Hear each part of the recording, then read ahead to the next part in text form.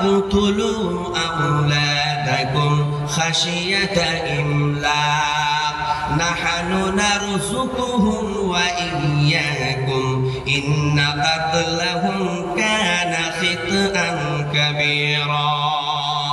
আল্লাহ তাআলা বললেন, তোমরা তোমাদের সন্তানদেরকে হত্যা করো না, কেননা আমি আল্লাহ তাদেরকে খাওয়াই এবং তোমাদেরকে খাওয়াই। নিশ্চয়ই সন্তান হত্যা করা বড় পাপ। ধরে বলুন সুবহানাল্লাহ। এখানে কন্যা সন্তানকে নিষিদ্ধ করে দিল হত্যা করা, আর এই নিষিদ্ধ করে দিয়ে নারী পুরুষ অর্থাৎ ছেলে মেয়ে উভয়কে নিষিদ্ধ ঘোষণা করে নারী রূপে কন্যাকে এই পৃথিবীতে বাঁচার অধিকার দিলেন কে? বলুন আল্লাহ তাআলা। ধরে বলুন সুবহানাল্লাহ। আমার মুসলমান ভাইরা, এই যে জামানায় জাহিলিয়াতে বর্বরতার যুগে, উত্তর দেবেন কিন্তু, উত্তর না দিলে আবার মন রেগে যাবে, জুবান নাই। জামানায় জাহিলিয়াতে বর্বরতার যুগে কন্যা সন্তানদেরকে যে এভাবে মেরে ফেলা হতো, তো বর্তমান সময়ে কন্যা সন্তানদের মারার যে প্রথা বা রীতি বা রেওয়াজ, এটা আছে না বন্ধ হয়ে গেছে? মাশাআল্লাহ, ইনি শিক্ষিত মানুষ, জোরে বলে দিলেন আছে। এখন আমরা তো দেখতে পাই না, মনে করতেছি নাই বলে না, আছে। বিশ্বাস করুন, আমি রেকর্ড আপনাদের সামনে উপস্থাপন করবো ইনশাআল্লাহ।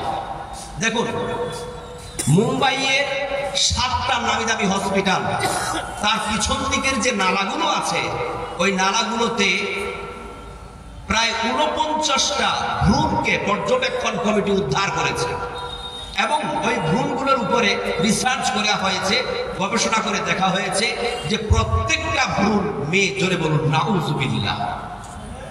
এই মেয়ে ভ্রূণরা, এরা তো মেয়ে হতো পৃথিবীতে, তাই না? তো এই 49টা মেয়ে কি অপরাধ করলো, কি গুনাহ করেছিল, কি অন্যায় করেছিল যে তার পিতারা, তার গার্জিয়ানরা নির্মম ভাবে তাকে হত্যা করে দিল, তাকে পৃথিবীর এই অপরূপ সৌন্দর্য দেখতে দিল না, পৃথিবীর এই সুন্দর দৃশ্য আস্বাদন করতে দিল না? কি অপরাধ করেছিল? জবাব চাই। আমার মুসলমান ভাইরা, বর্তমান সময় আছে কিনা তার প্রমাণ হচ্ছে। কেমন জানেন? আগের যুগে জামানা জাহিলিয়াতে ইউএসডি ছিল, আলট্রাসোনোগ্রাফি, পেটের ছবি ছিল, বলুন ছিল না? তাই তারা জানতে পারতো না যে গর্ভের যে সন্তানটা ওটা ছেলে না মেয়ে, আমাকে মারতে হবে কাকে, ছেলে না মেয়েকে? মেয়েকে। তো তারা তো জানতে পারতো না, তাই তারা কি করতো? জন্মের অপেক্ষা করতো।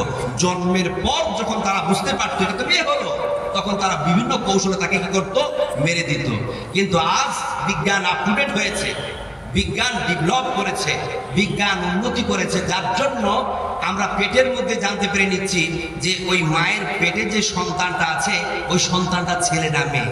আরে, আপনাদের কাছে আমার কাছে টাকা নাও থাকতে পারে, কিন্তু এমনও কিছু মানুষ আছে যাদের কাছে টাকা আছে, ওরা ডাক্তারকে হায়ার করে নিচ্ছে, ডক্টরকে হায়ার করে নিয়ে গবেষণা করছে পেটের মধ্যে কি আছে, ছেলে না মেয়ে।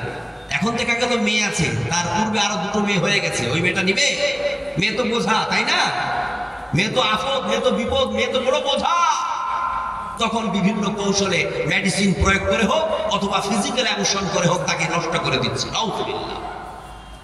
আল্লাহ পাক রব্বুল আলামিন বলেন, এই পৃথিবীতে যদি কোনো মানুষ কোনো মানুষের জীবন বাঁচায়, তাহলে সে যেন পুরো মানব জাতিটাকে বাঁচানো। ধরে বলুন সুবহানাল্লাহ।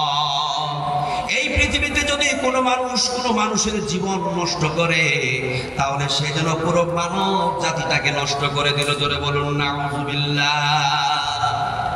সুতরাং আমার মুসলমান ভাইয়েরা, যারা আপনারা এখন এইখানে আছেন, আপনার ঘরে একটা মেয়ে এসেছে, তারপরে আরেকটা মেয়ে এসেছে, তারপরে হয়তো আপনি ছেলের আশায় বাচ্চা নিয়েছেন।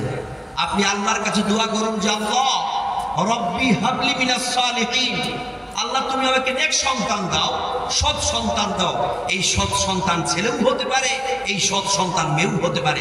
পার্টিকুলার ভাবে আপনি আল্লাহর কাছে বলবেন না আল্লাহ তুমি আমাকে ছেলে সন্তান দাও, এরকমের দোয়া কোনোদিন করা যাবে না। পূর্বের নবী রাসূলগণ আল্লাহর কাছে সন্তানের জন্য দোয়া করেছেন কি করেন নাই? কোরআন হাদিসে আলেম ওলামারা সব জানে, কোরআন হাদিসে ইন্ডিকেট করা আছে। অনেক দোয়া অনেক নবী করেছেন, অনেক আউলিয়ারা করেছেন। কি করেছেন? আল্লাহ তুমি আমার সন্তান দাও। কি সন্তান? নেক সন্তান, সৎ সন্তান। দেখো ভাই, সন্তানের জন্য দোয়া করতে হবে কিভাবে? রব্বি হাবলি মিনাস সালিহিন, আল্লাহ তুমি আমাকে সৎ সন্তান দাও, তুমি আমাকে নেক সন্তান দাও, ছেলে হোক অথবা মেয়ে হোক। এই যে আমরা মেয়ে সন্তানগুলোকে বোঝা মনে করি, আফত মনে করি, আপনি কি তাকে খাওয়াবেন? আপনি কি রিজিকের মালিক? এই চিন্তা চেতনা থাকবে কেন? আর একটা জিনিস বলে দিই স্পষ্ট করে, এমনও কিছু গার্জিয়ান এখানে বসে আছেন, দেখা গেল আপনি আল্লাহর কাছে দোয়া করে করে করে করে করে করে 4টা ছেলের পিতা হয়েছে। যখন আপনি বুড়ো বয়সে পৌঁছে গেছেন, আপনার 4টা ছেলে ঠেঙ্গাতে শুরু করেছে, ঠিক কিনা? এক ছেলে লাভ মারে তো আরেক ছেলের কাছে যান, আরেক ছেলে লাভ মারে তো আরেক ছেলের কাছে যান, শান্তি পান না। তখন বলছেন, আল্লাহ যদি আমার একটা মেয়ে থাকতো তাহলে মনে হয় মেয়েটা আমাকে ভালোবাসতো, জামাইয়ের বাড়িতে গিয়ে মেয়ের বাড়িতে গিয়ে একটু শান্তিতে থাকতে পারতাম। নজির আছে কিনা? আপনাদের দিকে বোধ হয় নাই, আপনাদের ছেলেগুলো খুব ভালো, আমাদের দিকে অনেক দৃষ্টান্ত আছে। সুতরাং এমনও দেখা যায় যে আমার 7টা মেয়ে, 4টা মেয়ে, 5টা মেয়ে, অথচ আমি সুখ শান্তিতে আছি। বুড়ো হয়ে গেল, বড় মেয়ে ডেকেছে, আব্বা তুমি একটা সপ্তাহ আমার কাছে থেকে যাও। একটা সপ্তাহ থাকতে না থাকতে ছোট মেয়ে, মেজো মেয়ে ফোন করে দিয়েছে, আব্বা কতদিন তুমি আসো নাই, তুমি একটু আমার বাড়িতে ঘুরে যাও। তোমার বলে, বেটি যাবো রে, যাবো যাবো, এর বাড়ি তাকে শেষ করি। এইভাবে আনন্দের চলে সে বেটিদের বাড়ি ঘুরে বেড়াচ্ছে। তার মানে আমি যেটা বলতে চাই সেটা হলো এই, যদি সন্তান আপনার সৎ হয়, ন্যায়পরায়ণ হয়, ভালো হয়, ছেলে হোক অথবা মেয়ে হোক, তাহলে আপনাকে সুখ দেবে। কিন্তু যদি সন্তান খারাপ হয়, আর যদি সেটা ছেলেও হয় অথবা মেয়েও হয়, তাহলে আপনার জীবনে সুখ নাই। সুতরাং আমার মুসলমান ভাইরা, আল্লাহর কাছে যখন দোয়া করবেন তখন কি করবেন? সৎ সন্তানের আশা করবেন, নেক সন্তানের আশা করবেন। ছেলে সন্তান, মেয়ে সন্তান পার্টিকুলার দোয়া করবেন না। আর একটা সমাজে আমি রোগ দেখতে পাই, ব্যাধি দেখতে পাই, সেটা আপনাদের দিকে আছে কিনা আমি জানি না, আমাদের দিকে প্রচুর পরিমাণে আছে। কি ব্যাধি জানেন? রোগটা কি বলবো?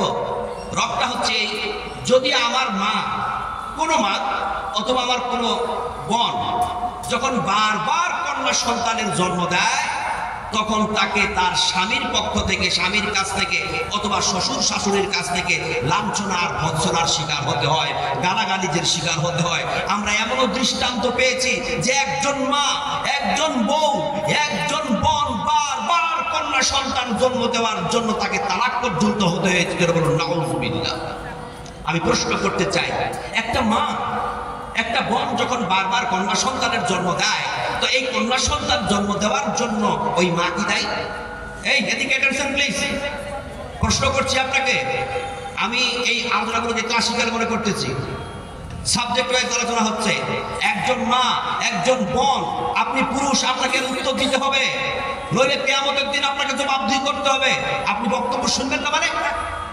একজন মা, একজন বোন, একজন বউ যখন বারবার কন্যা সন্তানের জন্ম দেয়, তার জন্য কি সে দায়ী? বলুন, উত্তর দেন। জি না। সমাজে জি না। যদি জি না হয়ে থাকে, তাহলে আমাদের সমাজে একজন বউ, একজন মা, একজন বোন যখন বারবার কন্যা সন্তানের জন্ম দেয়, তাকে তালাকপ্রাপ্ত হতে হয় কেন? তাকে শ্বশুর শাশুড়ির কাছ থেকে লাঞ্ছনার শিকার হতে হয় কেন? তাকে স্বামীর কাছ থেকে গালাগালির শিকার হতে হয় কেন? উত্তর দিয়ে যাবেন। আমার মুসলমান ভাইরা, দেখবেন একটা মেয়ে যখন বারবার কন্যা সন্তানের জন্ম দিয়েছে, তার স্বামী আর তার সাথে কথা কয় না, মন খারাপ, মন ভারী। দেখুন আমার ভাইরা, স্পষ্ট করে বলে যাচ্ছে কোরআনের আয়াত দিয়ে, একটা মা যখন বারবার কন্যা সন্তানের জন্ম দেয়, এর পিছনে মূলত কারণকে কে দায়ী, এটা আমি কোরআনের আয়াত দিয়ে আপনাদেরকে বলছি। আল্লাহ পাক কি বলছেন শুনুন। আল্লাহ পাক রব্বুল আলামিন বলেন, লিল্লাহি মুলকুস সামাওয়াতি ওয়াল আরদি ইয়াখলুকু মা ইয়াশা। আকাশ এবং জমিনের রাজত্ব কেবলমাত্র আল্লাহ তাআলার জন্য। তিনি যা চান সৃষ্টি করেন। ইয়াহাবু লিমান ইয়াশাউ ইনাসা, তিনি যাকে ইচ্ছা কন্যা সন্তান দান করেন। ওয়া ইয়াহাবু লিমান ইয়াশাউ যুকুরা, তিনি যাকে ইচ্ছা পুত্র সন্তান দান করেন, ছেলে সন্তান দান করেন। আউ ইউজাউযুহুম যুকুরানা ওয়া ইনাসা, তিনি যাকে ইচ্ছা ছেলে সন্তান দান করেন এবং মেয়ে সন্তান দান করেন। ওয়া ইয়াজআলু মান ইয়াশাউ আকিমা, আবার তিনি যাকে ইচ্ছা কোনো সন্তান দেন না, বরং নিঃসন্তান বান্দা বা বাঞ্চ করে রাখেন। জোরে বলুন সুবহানাল্লাহ। সুতরাং আমরা কোরআনের আয়াত থেকে জানতে পারলাম, একজন মা যখন বারবার কন্যা সন্তানের জন্ম দেয়, এটা কেবলমাত্র আল্লাহর ইচ্ছায় সংগঠিত হয়। ধরে বলুন সুবহানাল্লাহ। এটা কার ইচ্ছা? আল্লাহর ইচ্ছা। যখন আল্লাহর ইচ্ছা হয়েছে আপনাকে বারবার কন্যা দেওয়ার, আপনাকে বারবার রহমত দেওয়ার, তার রহমত তো আপনার বাড়িতে আসবেই। অতএব আপনাকে মন খারাপ করার কি আছে, কষ্ট পাওয়ার কি আছে? দেখুন আমার ভাইরা, এদিকে অ্যাটেনশন প্লিজ। আপনি যখন আল্লাহর কাছে দোয়া করবেন, কিসের দোয়া করবেন? সন্তানের দোয়া করবেন, তাই তো? নেক সন্তান, সৎ সন্তান। একটা কথা বলি, রাসূল সাল্লাল্লাহু আলাইহি সাল্লাম আমাদের জন্য আইডিয়াল না অন্য কেউ? বলুন, অ্যাটেনশন প্লিজ। কি ব্যাপার? আল্লাহ পাক রব্বুল আলামিন বলেন, লাকাদ কানা লাকুম ফি রাসূলিল্লাহি উসওয়াতুন হাসানাহ। নিশ্চয়ই রাসূল সাল্লাল্লাহু আলাইহি সাল্লাম তোমাদের জন্য আদর্শ, তোমাদের জন্য আইডিয়াল। আমাদেরকে রাসূল সাল্লাল্লাহু আলাইহি সাল্লামের আদর্শে চলতে হবে, ঠিক কিনা?